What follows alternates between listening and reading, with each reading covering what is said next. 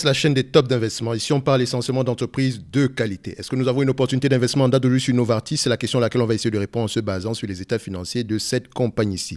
Donc, ceci ne représente que mon point de vue et non un conseil d'investissement. Donc, avant de commencer, j'aimerais mentionner ceci. Toutes les entreprises, à partir d'aujourd'hui, qui vont être étudiées sur cette chaîne-ci, vont être classées par secteur d'activité. Présentement, Novartis, c'est le secteur de la santé. D'accord, il n'y a que 11 grands secteurs ici. Donc, attention. Quand je dis secteur de la santé, il y a des industries dans le secteur de la santé. Donc, l'industrie pharmaceutique. Vous avez également l'industrie des diagnostics et de la recherche. Vous avez également les hôpitaux par là. Donc, à la fin de la journée, je vais classer toutes ces entreprises par secteur. Donc, le secteur de la santé ici, vous allez retrouver Novartis. En allant sur la page ici de la chaîne, vous allez sur playlist et vous allez cliquer sur secteur de la santé. Il y a déjà plusieurs entreprises dans ce secteur-là. Donc, vous avez Merck, Pfizer, Doximity, Bayer, Viva Systems, Sanofi, Pharmagest, Biozinex et Eurofin. Donc, c'est pas toutes des entreprises de qualité, on s'entend bien, mais c'est toutes des entreprises qui étaient dans le secteur de la santé qu'on a étudié sur cette chaîne-ci. Et en plus de cela, maintenant, toutes les entreprises qui ont été étudiées ou bien qui vont être étudiées, je vais les mettre ici dans ce Google Sheet que je vais également vous partager en commentaire de cette vidéo aussi. En fait, le principe est simple.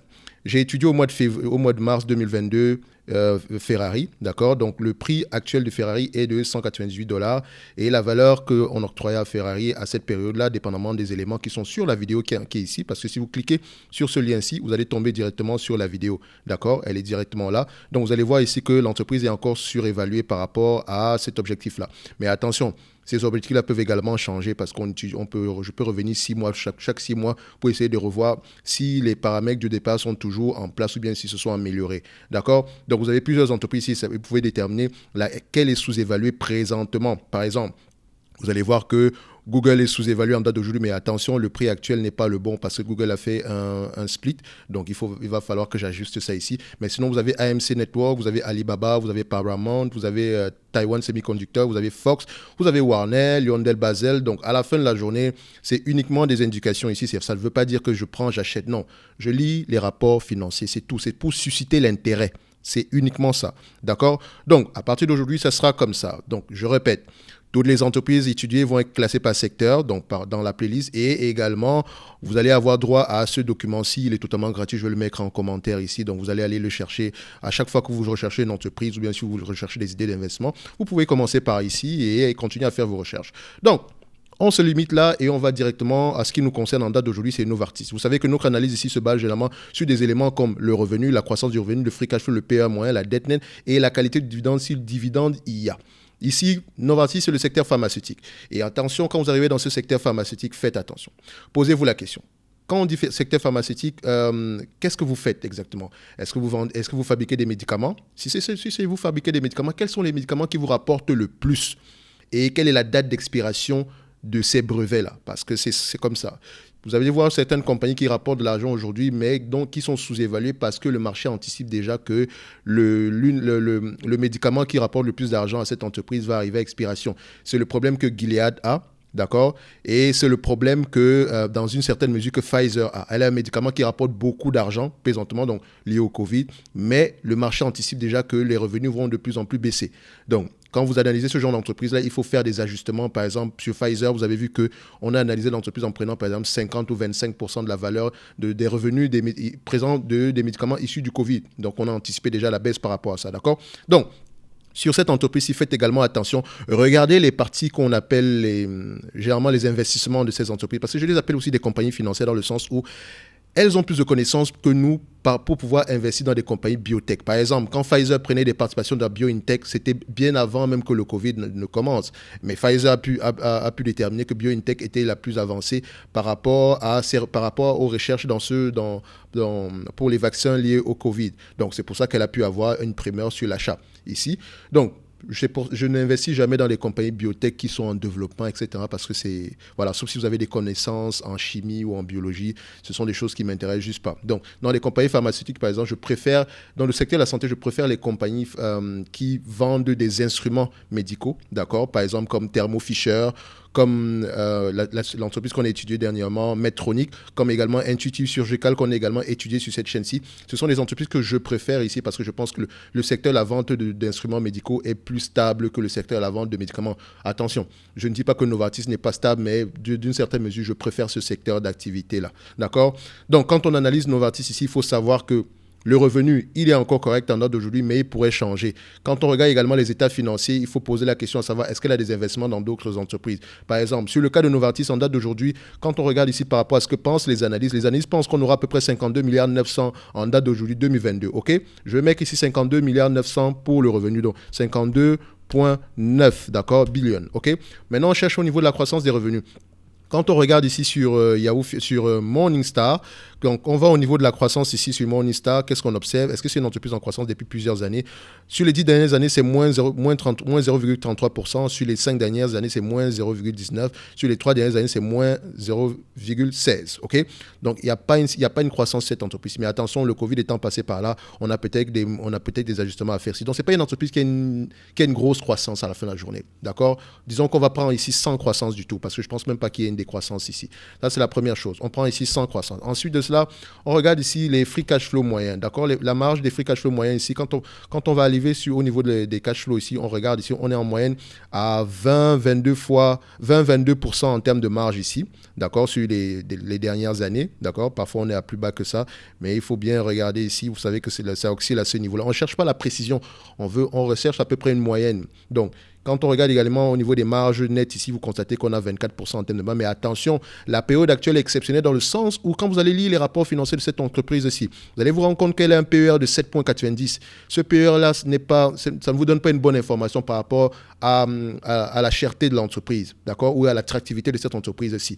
Il faut reconstruire les PER. Il faut vérifier pourquoi est-ce que le PER est bas. D'accord? Ici, le PER est bas parce que Novartis avait des participations dans l'entreprise qu'on appelle Roche. Roche Holding également, qui est une compagnie pharmaceutique. Donc, pendant plusieurs années, Novartis était investi dans Roche et elle a vendu ses participations dans Roche, ce qui lui a permis d'avoir à peu près de 20 milliards, non, près de 14 milliards par là en termes de revenus, de bénéfices nets exceptionnels parce qu'elle a revendu ses participations au total. Et chaque année, pendant qu'elle avait Novartis, elle encaissait 500 millions en termes de dividendes. Donc, il y a également des ajustements à faire au niveau des bénéfices nets ici. C'est pour ça que vous allez voir ici les bénéfices nets ici. Il y a un 500 millions qui se balade par là chaque fois. D'accord? Donc, c'est pour ça qu'il faut souvent prendre les cash flows ici pour faire l'ajustement. D'accord? Donc, sur Novartis, on sait que le PER actuel, il est de 7,4, il n'est pas de 7,92, il est peut-être de 12 fois les bénéfices, et même à 12 fois les bénéfices, c'est toujours intéressant par là. Donc maintenant, en termes d'analyse, qu'est-ce que ça va nous donner? Donc, qu'est-ce que je dois faire ici par rapport à la marge des free cash flow? J'ai pris 22% pour la marge des free cash flow. Au niveau des PER, je prends 20, 22, 25. Les compagnies pharmaceutiques, surtout les big pharma, comme on les appelle ici, il faut savoir que Novartis fait partie des leaders, donc avec Johnson & Johnson, avec Bayer, avec Sanofi, avec AstraZeneca, avec Pfizer, avec Merck, c'est vraiment les grands leaders, d'accord? Et vous allez voir que dans l'historique même de ces entreprises-là, elles ont eu un produit, par exemple, qui leur a permis d'atteindre ce niveau-là. Et maintenant, tout ce qu'elles font avec l'argent qu'elles dégagent, c'est d'acheter les petites compagnies pharmaceutiques afin de pouvoir dépenser le moins d'argent possible pour la recherche et le développement. Donc, c'est pour ça que je les appelle généralement des compagnies, des compagnies, pas de financières, mais des compagnies d'investissement. D'accord? Donc, quand vous arrivez ici, vous voyez que le PER ici, il est aux alentours de 20, 22 fois les bénéfices en moyenne. Sur les 5 dernières années, c'est 22 fois les bénéfices. Parfois, on va à 30 fois les bénéfices. Mais il faut faire des ajustements. Donc ici, je prends ici 20, 22, 25, avec une préférence pour 20 fois les bénéfices. Parce que la période actuelle est exceptionnelle. Augmentation des taux d'intérêt, diminution des multiples.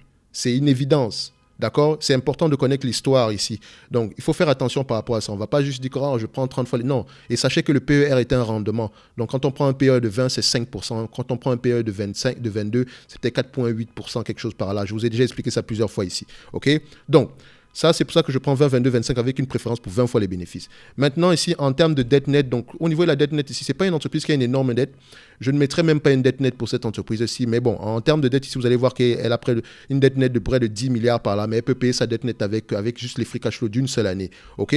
Donc ici, on va mettre une dette nette ici aux environs de 10 milliards 500, 10,5. Et je vous ai déjà montré comment le faire. Vous allez sur Yahoo Finance et vous allez regarder l'onglet dette nette ici. Mais attention, si l'onglet dette nette doit être comparé également avec les états financiers de la compagnie en elle-même pour essayer de vérifier si on a une bonne information. Il faut le vérifier sur plusieurs tableaux afin d'avoir l'information qui se rapproche le plus possible de la vérité. Okay? Ici, Yahoo Finance, on va nous dire 15 milliards, mais vous ne savez pas ce qui est pris en considération dans Yahoo Finance. Peut-être qu'il y a des loyers. Et vous avez toujours dit que les loyers, en fait, pour moi, je ne les considère pas comme étant de la dette en termes réels. C'est quand vous faites faillite que ça devient une véritable dette. Donc, attention. Donc, il faut faire quelques ajustements par rapport à ça.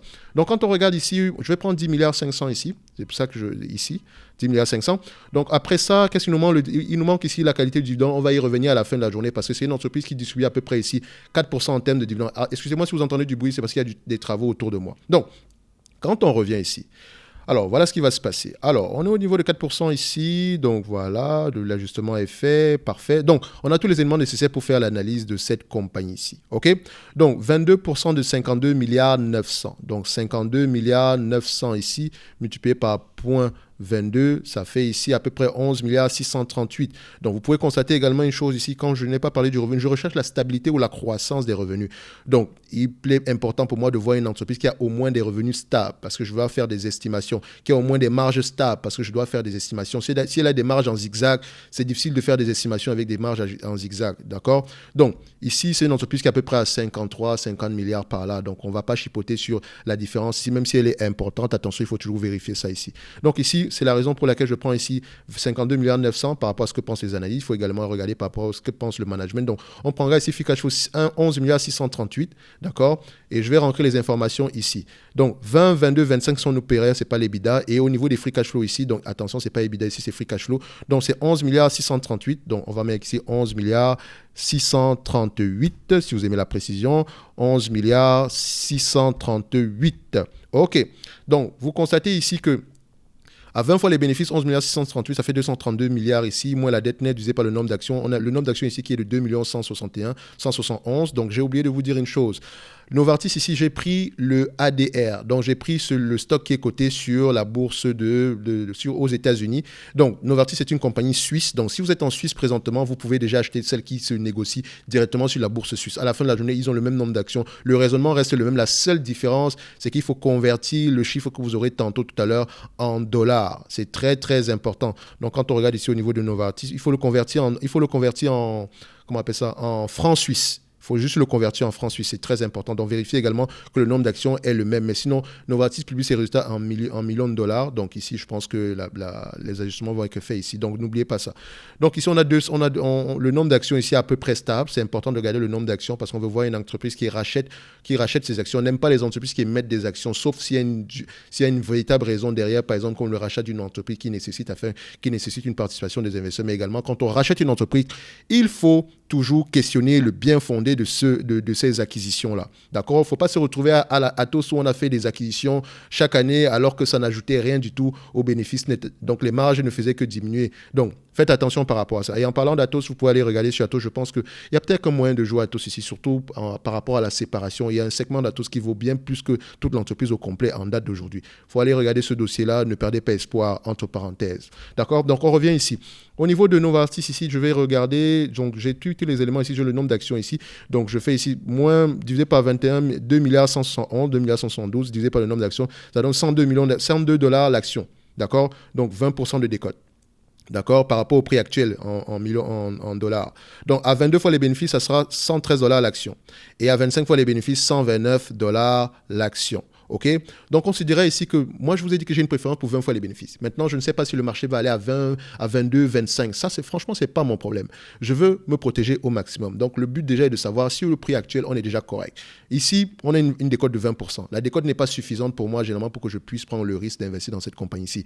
Mais on s'entend que dans cette analyse, il y a beaucoup de choses que j'ai mis de côté, par exemple, comme la croissance. On peut continuer à voir la croissance, comme l'augmentation des marges. Ça peut être possible. Donc, n'oubliez pas d'aller vérifier cette information-là. Et je vous ai dit ici que quand vous allez regarder cette entreprise, regardez les produits qui rapportent le plus d'argent. Par exemple, quand vous allez sur Novartis, vous allez vous rendre compte que le Consentix est un médicament, je ne sais même pas comment on le prononce, peut-être que c'est Consentix ou c'est Consentix. C'est un médicament ici qui représente à peu près 4 milliards 718 millions annuellement, donc ça c'est par rapport à 2021. Donc quand on prend 4 milliards 718, donc c'est à peu près environ 9% du revenu total de cette entreprise ici. Donc, vous constatez ici que les 20 premières entreprises ici de cette entreprise de Novartis représentent à peu près la moitié de ses revenus. Si vous faites l'addition ici, donc surtout les médicaments qui sont à près de 500 millions en montant, c'est important de voir également, il faut regarder la croissance, le volume de croissance en termes de prix.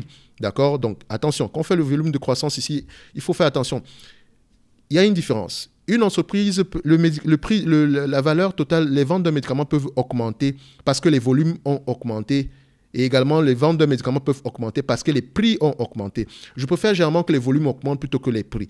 Parce qu'il y a parfois certains médicaments qui coûtent tout un bras. Et franchement, c'est pour ça que je n'investis pas souvent dans ce genre de compagnie ici. Parce que c'est pour des raisons, je ne dirais pas d'éthique à la fin de la journée, parce que c'est du business, d'accord? Mais ça me dérange qu'un médicament coûte 100 000 $ pour pouvoir soigner quelqu'un. Donc, si vous n'avez pas les moyens de payer une assurance, d'avoir une assurance santé, etc., on va juste vous laisser mourir ici. Bon, je n'ai jamais considéré qu'on vend de la vie, entre parenthèses, parce qu'il n'y a rien de plus précieux que la vie. Donc, et qu'importe la profondeur de vos poches. Donc, à la fin de la journée, il n'y a que les riches qui pourraient, entre parenthèses, il n'y a que les riches, par exemple, qui ont le droit de vivre. Donc, je pense qu'à la fin de la journée, c'est quelque chose qui me dérange personnellement. D'accord? Donc, ici, je dis qu'il faut aller vérifier ici, par exemple, quand vous cliquez sur Consentix, vous allez faire la recherche.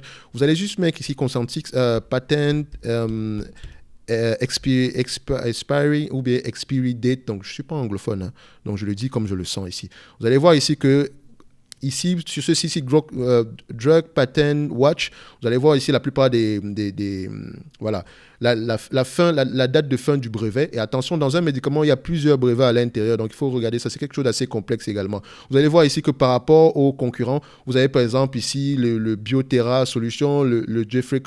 vous avez ici, par exemple, des médicaments de certaines entreprises. Par exemple, Bioterra Solutions, qui a un médicament en phase 3 concurrent à celui-ci.